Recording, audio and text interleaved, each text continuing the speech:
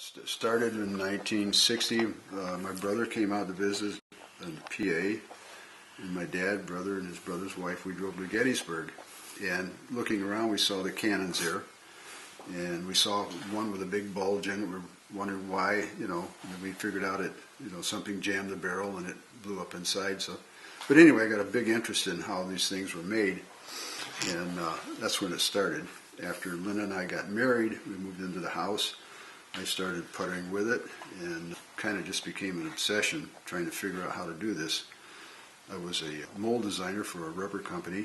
One of the fellows in the machine shop says he wasn't sure that he could make what I had drawn, so I decided to become a machinist so I could figure out how to make things. And went to Gettysburg, but they got all of the dimensions down there, but found out later that they were reproduction wheels and stocks and so on, so that didn't work.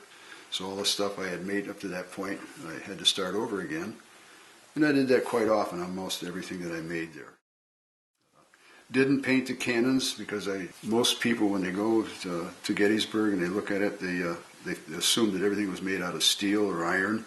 I left it in so that people could see that what was made out of wood at that time. Wrote programs at work. Came home and decided I would just do everything on a hand-operated machinery. Everything was molds and gauges and fixtures were all made at home.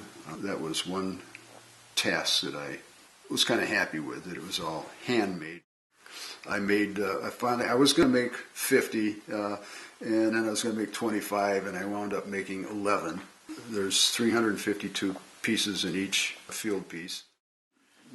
I threaded them. I threaded a piece of brass, and I threaded a hole in the housing that held it, and I soldered on the handles, and that was about it there. Well, it took a while to do that, 6 months or something like that, to figure it out and make them.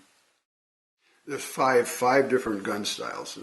I started out to make all one, and I thought, no, I'm going to make different ones, and just because there were so many different styles. There's thousands of hours, planning and manufacturing, creating. It would be tough to put a price on it. I'm just not sure what that would be. So, no, I didn't do this to make money. I just did it to occupy my time and keep busy doing something rather than just in the winter sit and you watch TV. And I didn't want to do that all the time. The weather was so bad sometimes we couldn't get outside. Again, I had the wood stove, so I could make molds and pour parts, so that kept me busy and out of trouble. So I can't ship these to people. I have to more or less hand deliver them because I made them so they all would come apart. They all work, and especially like the sponge bucket and the ram chains and stuff like that. They get jostled around pretty bad when you ship things, so I would kind of like to have to hand deliver them. So.